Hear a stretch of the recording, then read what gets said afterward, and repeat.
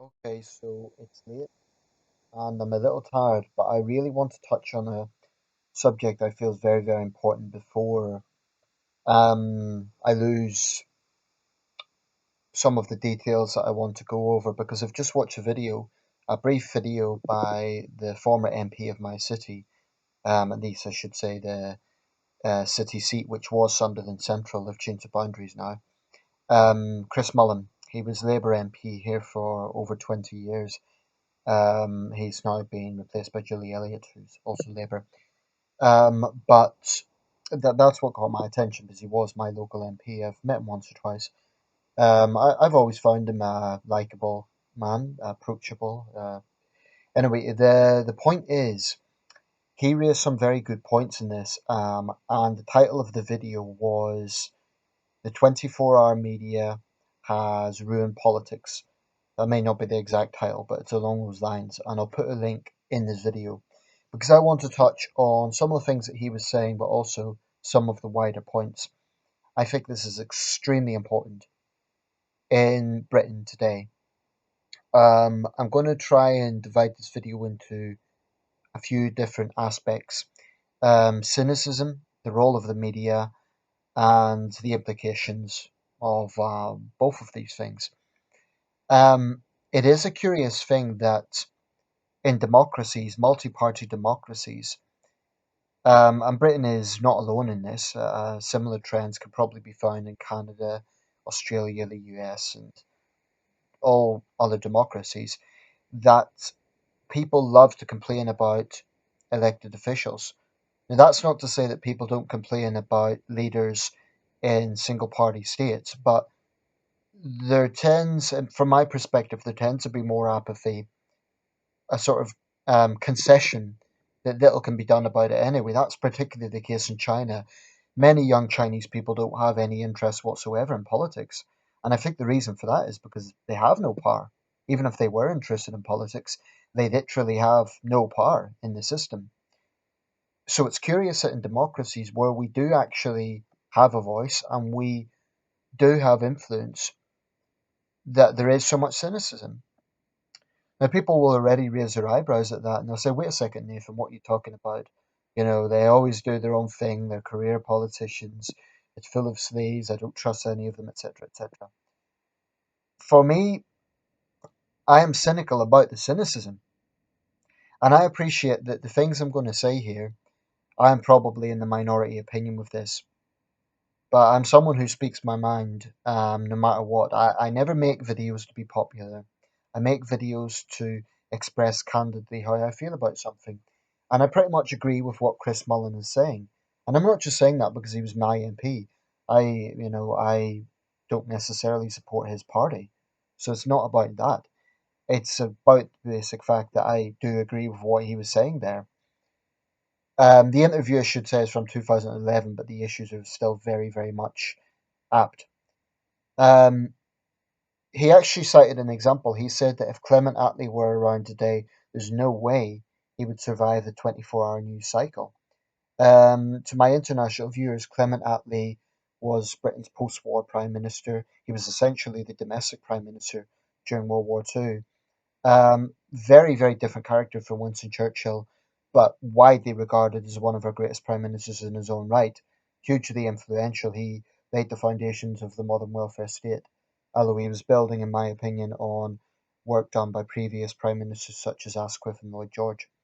But Attlee was a very, very highly ranked prime minister in history. In fact, the University of Leeds, in a recent study, ranked him as our greatest prime minister, even ahead of Churchill.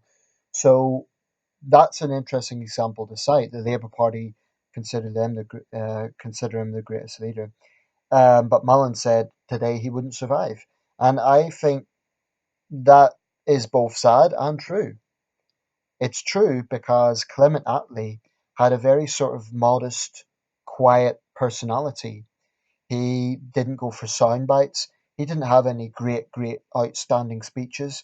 He was a quiet, modest man, and yet he had some great achievements. So the point is, we live in a 24-hour news cycle that absolutely relies on sound bites. Churchill, I think, probably would have handled today's era a bit better because Churchill was quite witty. So I think Churchill would have been fast on his feet. But even Churchill would absolutely have had problems because of, for example, his heavy drinking and the fact he came from a very privileged background. Churchill would have absolutely been lampooned. If we look back further at other great leaders in British history, like William Gladstone, Gladstone would have been dismissed as a bore. Pitt the Younger would have been called too young. Palmerston would have been seen as too old. I'm just citing these men as examples because they are all ranked among our higher tier prime ministers. Um, I always use the 1960s as the approximate time that this started to change, and especially the 80s, it really, really kicked off in a big way when tycoons like Rupert Murdoch really started making their presence felt. Um, and this is true, I think, across the Western world. I've made a number of videos on the influence of the media in politics. Um, I said previously I'm cynical about cynicism. Now, the reason for that is because it's not necessarily that I disagree with all the complaints that the public has. I don't. And of course, I'm a member of the public. But my concern is people are so deeply entrenched in their cynicism that they're not really being objective. This I don't intend this to come across as snobby or being holier than thou or anything like that. I'm just speaking honestly here. I think that people have got to a point where they come out with certain set statements. They're all in it for themselves. They're career politicians. They are this, that, and the other. And it's almost universally negative. I'd say 70% of the overview is negative. That is about the system, about politicians as a whole. Now, there's a curious thing with this because, on an individual basis, if people are asked about their local MP, more often than not, the impression changes because sometimes they have met that person. Now, of course, you get local MPs who are unpopular, genuinely unpopular, because they're just not good MPs and they're not good constituency MPs. But I find that with good constituency MPs, i.e., those MPs who hold regular surgeries, who really communicate with their electorate, their personal opinion ratings are a lot higher. So, in other words, if you ask someone on the street, what do you think of politicians in Westminster? More likely than not, it will be a very negative, cynical answer. If you ask them, like, name the local MP, more often than not, they will be quite positive about it. Or if not positive, at least not necessarily negative. It might be neutral. So that's an interesting phenomenon. And that really, to me, lends credence to this idea that the media, the national media, is having a very, very powerful influence in how the public perceives politics. Now, I don't want to be misunderstood with this video. Does sleaze exist in politics? Does selfless agendas or selfish agendas exist in politics? Do self serving politicians exist in politics? Of course, those things exist. And they're highlighted because whilst you can get those traits in every profession, the difference with politicians is their profession impacts the rest of us. That is why there's such scrutiny. And there should be scrutiny. I have no issue with that. But I do believe that the media has got to a point where it's so powerful that it actually sculpts the entire system. So, we often praise parliamentarians who stand out as being characters. And I'll set an example with this. A current example, Dennis Skinner, the MP for Bolsover. He's rather crudely nicknamed the Beast of Bolsover. But he's popular on both sides of the aisle, i.e., among the left and the right, because he's seen as being so outspoken and so true to himself. Now, he's an example of someone who will never be Prime Minister. I mean, for one thing, he's 74 years old. I think he's actually about 76 now. But even in his younger days, MPs that are that outspoken, at least in today's age, cannot be Prime Minister. Because if we look back at the last let's say four prime ministers: Cameron, Brown, Blair, and Major. Leaving aside the policy areas, in terms of persona, there's not a massive amount of difference. Okay, I suppose you could say Gordon Brown stands out a little bit, but Cameron, Blair, Major have some similar traits, especially Cameron and Blair. And I would describe it as them being safe, centrist middlemen. And I'm saying this as a centrist. That's not to say that they don't have partisan politics. Cameron definitely does. Nevertheless, he has, he looks like a safe figure. He's not a demagogue. He never personally, I'm talking here on a personal basis, not his party. Cameron he's like a Stepford wife. And this is not meant to be an offensive thing. It's I'm sure if I could find a better adjective, I would. But the point I'm making is radicals like David Lloyd George probably couldn't be elected today. Jeremy Corbyn, the second he became Labour leader, the tabloids were saying he'll never become Prime Minister. Now, they might well be right. What they don't tell you is they will largely be responsible for that situation. Now, people could say, okay, well, it's fringe far left politics. I actually think Corbyn has had to moderate a bit. But the point here is the media has sculpted the entire system, and it applies to both sides.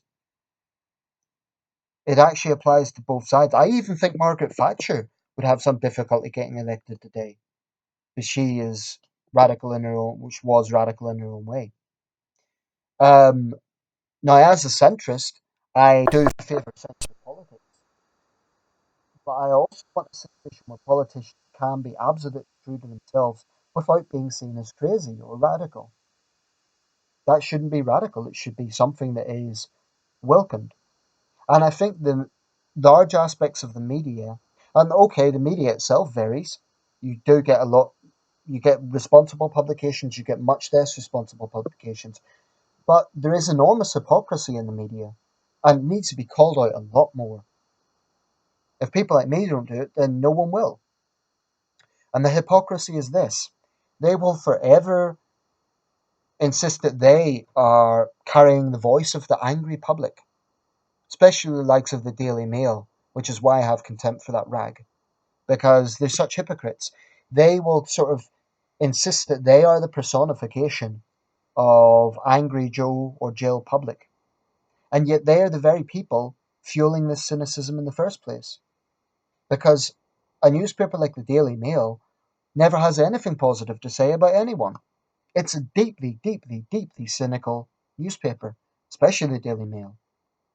With other newspapers, there's extreme partisanism during election time, but what there's very, very little of, especially among the tabloids, is objectivity and a fair assessment. To be fair, the broadsheet newspapers, in my opinion, are more responsible about this, which is why I've got more respect for them.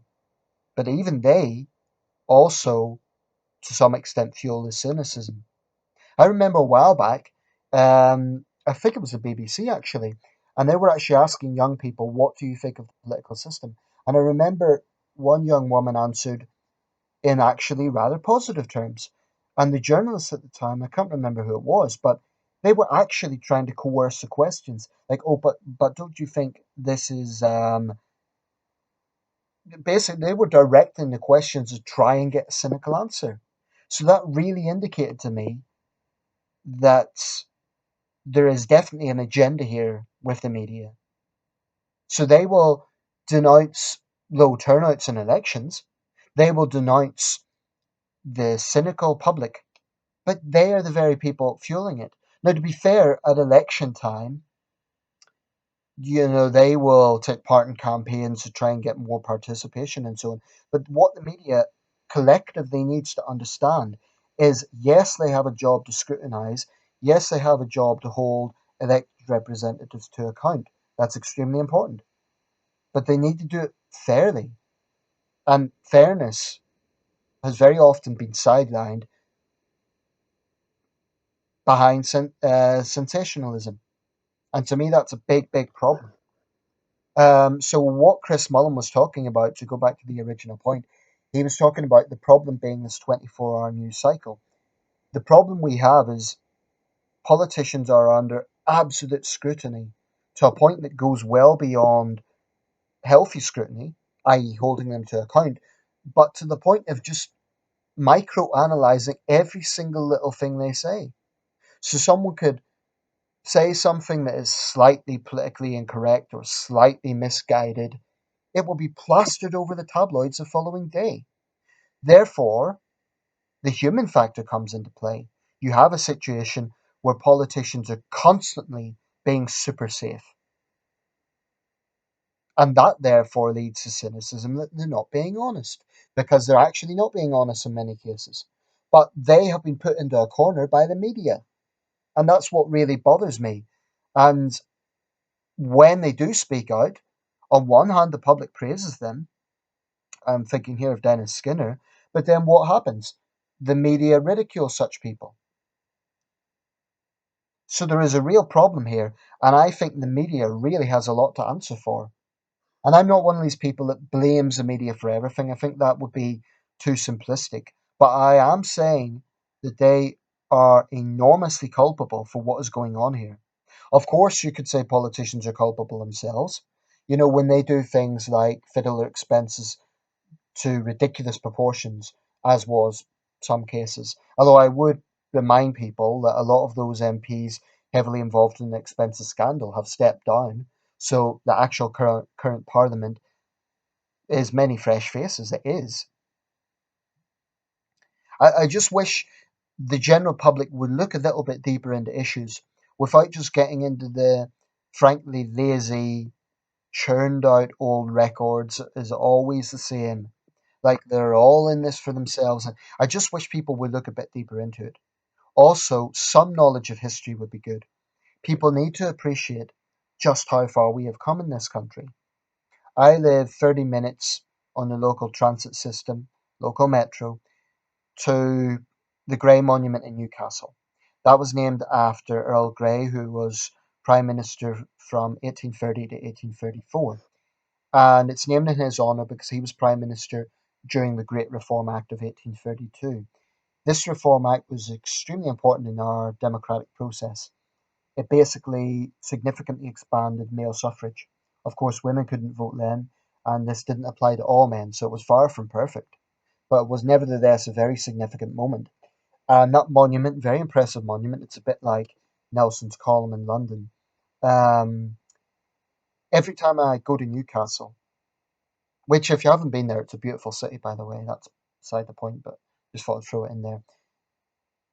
That reminds me of how we cannot take what we have for granted. Our system is not perfect. Our system can always use reform. But I do wish the great British public would just sometimes put things into context. Sajid Javid actually made this point, the business secretary, during a question time event last year, and I absolutely agree with him. And he said it in a very diplomatic way. He wasn't sort of looking down on people, he was just making the point that we have to put things in context. Look around the world and think about really how far, not only how far we have come, but how politically stable we actually are. Britain is one of the most peaceful countries in the world, internally speaking, and we cannot take that for granted.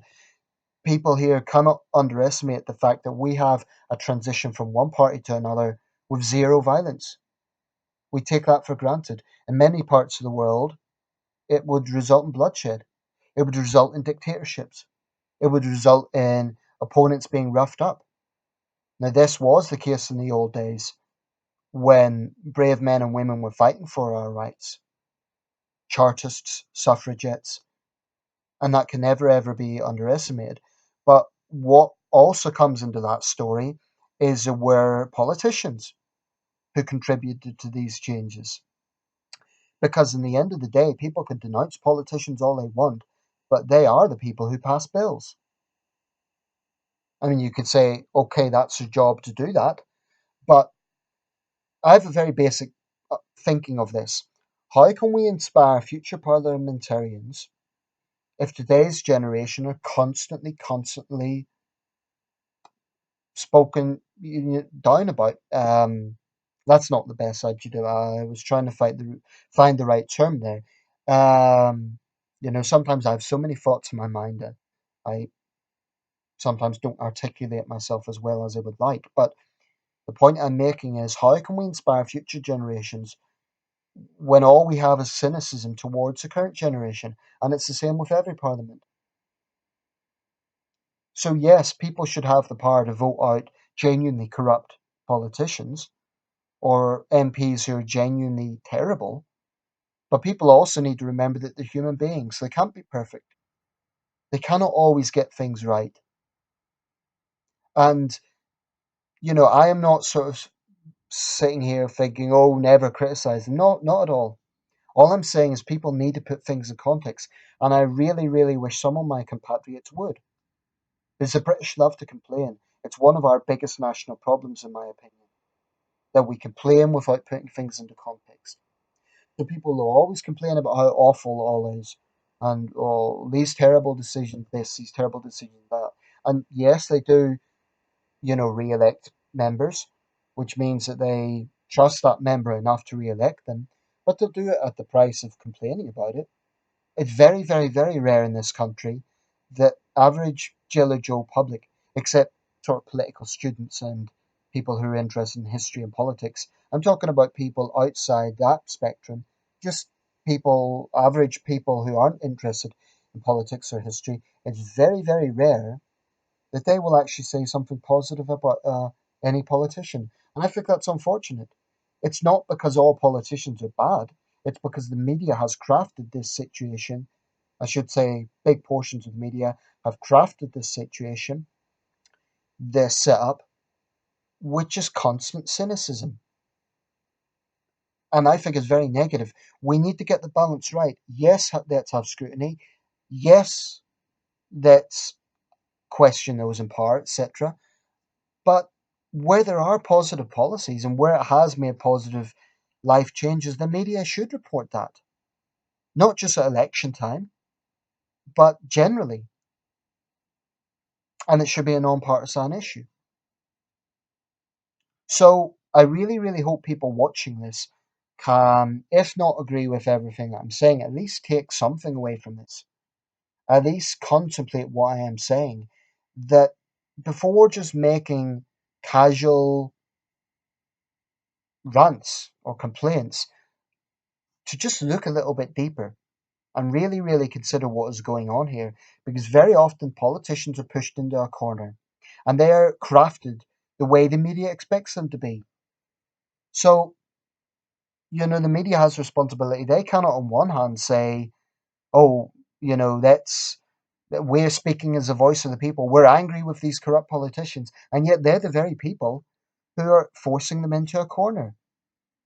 So, it isn't, I'm not just blaming the media. Politics itself does have to reform. I do think, for example, there could be some reforms as to how sessions go in the House of Commons in terms of freedom of expression. It can be improved. I mean, with Dennis Skinner being thrown out for saying dodgy Dave, that's completely, in my opinion, overreach. Um, anyway, I've spoken for a while here. I'm going to round this up, but it's an extremely important subject. I have no doubt that there will be other issues that I want to raise in this video, but I'll leave it for other videos. I'll include that original video by Chris Mullin. And if you are from outside the UK and you're curious about anything, feel free to ask. I'll try my best to answer. If you're British, if you disagree with me, that's fine, but keep it civil. And all I'm asking is, if you do agree with me, at least contemplate some of the things I'm saying. That's all. I'm grateful to Chris Mullin for being candid about that because I think he's absolutely right. Um, although that is after he stepped down, so I don't know if he would have had the freedom to say that when he was MP. I don't know. Um, thank you for watching. Let me know your thoughts.